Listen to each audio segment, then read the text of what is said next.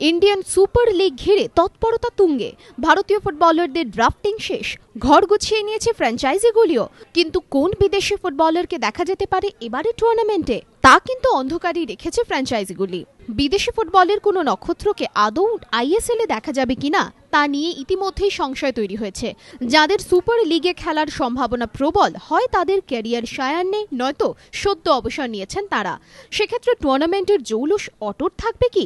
খেলার উৎকৃষ্ট মানের কারণে ফ্র্যাঞ্চাইজি টুর্নামেন্টগুলি জনপ্রিয় হয়েছে। সেরা বিদেশি ফুটবলারদের পাওয়া না গেলে টুর্নামেন্টের খেলার মানে কোনো প্রভাব পড়বে না তো? শেষ পর্যন্ত আই লিগের দ্বিতীয় সংস্করণ হয়ে রয়ে যাবে না তো আইএসএল? উঠছে প্রশ্ন, যদিও তেমন সম্ভাবনার কথা উড়িয়ে দিচ্ছেন ফুটবল বিশেষজ্ঞরা।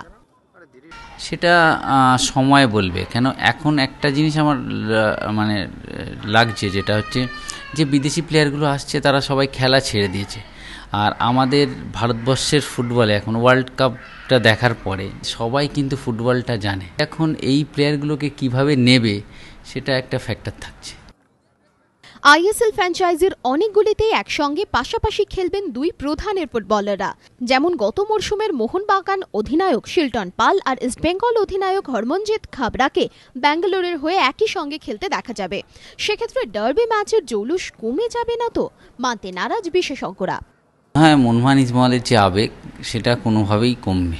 তবে এটা যে আমরা বাংলা টিমে, ইন্ডিয়া টিমে তো দুটো ক্যাপ্টেন একসাথে এতদিন খেলে আসছে। ইন্ডিয়া টিমে অনেক ম্যাচ, মাসের পর মাস একসাথে ক্যাম্প, বেঙ্গল টিমে একসাথে ক্যাম্প। আমার মনে হয় না এতে খুব একটা মোহনবাগান ইস্টবেঙ্গলের উপর এফেক্ট পড়বে। তবে হ্যাঁ, আই লিগের একটু জৌলুস কমবে। আইএসএল নিয়ে উদ্দীপনা তুঙ্গে। ফুটবল ভক্তদের প্রত্যাশা কি পূরণ করতে পারবে ফুটবলের সুপার লিগ? কুন্তল চক্রবর্তীর রিপোর্ট, এবিপি আনন্দ।